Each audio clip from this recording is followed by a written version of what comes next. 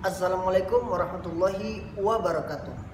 Selamat sore teman-teman. Semoga kita semua diberikan kesehatan oleh Allah Subhanahu wa taala. Amin ya rabbal alamin. Kali ini saya akan mengupload satu video, satu tugas, yaitu tugas teori organisasi yang diberikan oleh dosen pengampu saya, yakni Bapak Muhammad Ilham. Tugas ini saya tidak anggap sebagai hanya tugas saja, tapi tugas ini adalah saya anggap sebagai pacuan atau tendangan di dalam diri saya dari dosen saya kepada saya untuk saya bisa ngomong di depan kamera, berbicara di depan kamera itu dengan pede. Saya salut dengan dosen saya yang satu ini. Beliau banyak segudang prestasi yang sudah beliau capai selama ini. Salah satunya yang saya salut, beliau pernah menempuh goes atau ngontel dari Surabaya ke Jakarta, dari Jakarta ke Surabaya. Jaraknya itu 800 km kurang lebih. Dan itu berapa hari? Kalau ingin tahu, rasakan aja berapa hari. Dan itu semua perjalanan beliau dibukukan, yang mana bukunya tersebut namanya 800 km. Wah, mantap sekali. Kemudian pada kesempatan kali ini, pertama saya akan mengenalkan diri saya, yaitu nama saya adalah Muhammad Haikal Rahman.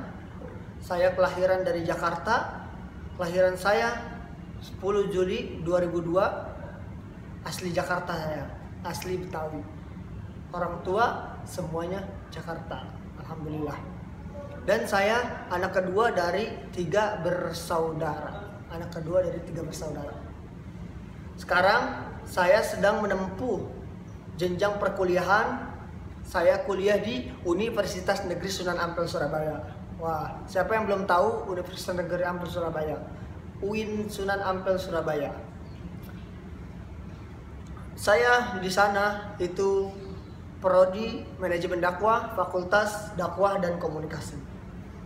Kenapa sih saya bisa memilih, atau kenapa sih saya tertarik dengan fakultas dakwah dan komunikasi, prodi manajemen dakwah? Apa yang membuat saya tertarik? Apa yang membuat saya ingin masuk di manajemen dakwah? Salah satunya adalah, jujur, saya itu punya bakat dalam berbicara. Beda halnya dengan bersuara. Kalau bersuara saya kurang, tapi kalau berbicara bisa dicoba.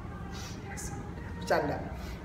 Lalu kemudian yang kedua, di dalam manajemen dakwah kita akan diajarkan bagaimana cara kita berbicara, bagaimana cara kita bisa lantang berbicara, bukan hanya bicara saja, tapi kita diajarkan apa maksud dan tujuan dari apa yang kita bicarakan, dari apa yang ingin kita bicarakan di luar sana atau kepada orang lain atau kepada dunia.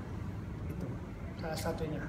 Makanya bagi kalian atau teman-teman yang belum atau yang bingung, yang masih bingung untuk milih prodi atau tujuan milih jurusan, saya saranin dan recommended banget Anda teman-teman sekalian untuk masuk di manajemen dakwah, agar kita bisa sama-sama belajar bagaimana caranya kita memanage, cara kita memanage untuk berbicara dengan baik dan benar, seperti itu.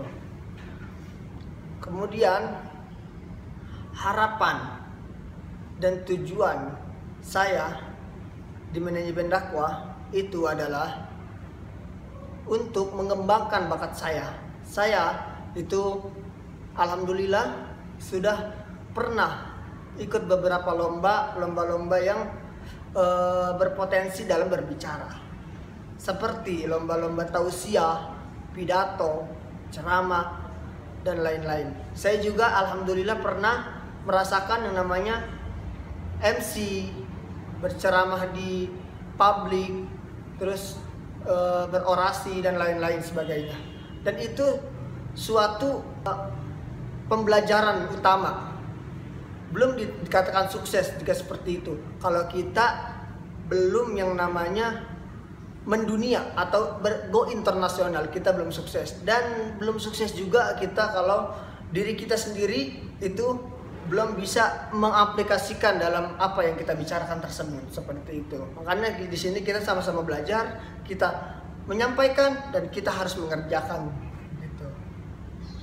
Kemudian harapan kita untuk Indonesia ini, semoga Indonesia ini cepat sembuh dan dunia ini juga cepat sembuh. Bukan hanya Indonesia saja ya, dunia, bahkan dunia ini bisa cepat sembuh agar supaya kita bisa belajar bersama, tatap muka bersama, dan lain-lain. Kita bisa silaturahmi dengan keluarga bersama seperti dulu. Apalagi nanti sebentar lagi ingin datang yang namanya bulan Ramadan. Kalau bulan Ramadan seperti tahun lalu itu kurang efektif. Mudah-mudahan Ramadan kali ini nanti kita bisa merasakan seperti Ramadan yang 2 tahun yang lalu, bukan seperti tahun kemarin. Mudah-mudahan kita dilepas dari virus-virus corona, dunia ini sembuh dari semua penyakit bala bencana, amin ya rabbal alamin. Makanya saya mengajak kalian semua untuk terus berusaha, terus berdoa, dan terus belajar. Sama-sama kita belajar, sama-sama kita mengamalkan.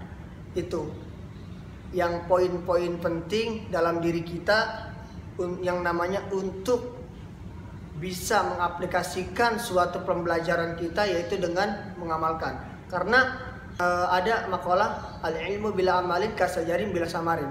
Ilmu tanpa diamalkan bagaikan pohon tak berbuah. Seperti itu teman-teman. Mungkin ini saja yang dapat saya sampaikan pada video pertama kali ini saya. Mudah-mudahan apa yang saya bicarakan ini sebagai pemula, saya bisa pede dalam berbicara di depan kamera, berbicara di depan umum, tidak gugup, walaupun video ini banyak terbelit-belit, mohon maaf. Karena ini baru pemula dan ini baru pertama kali saya bikin video dan pertama kali saya upload di YouTube. Terima kasih teman-teman atas partisipasinya dalam menonton dari awal sampai akhir. Semoga nggak bosen ya, semoga kita bisa bertemu di lain waktu dan di kesempatan yang lainnya. Semoga kalian bisa kalian dan saya, kalian mendengar saya berbicara pada kesempatan kali ini, semoga kita bisa menjadi kader-kader Islami yang berpotensi, yang bisa mendunia, yang bisa go internasional dalam menyampaikan atau mendakwahkan suatu ajaran-ajaran Islam yang diajarkan oleh Rasulullah SAW. Mungkin ini saja yang dapat saya sampaikan. Kurang lebihnya saya mohon maaf. Wabillahi taufiq wal hidayah. Wassalamualaikum warahmatullahi wabarakatuh.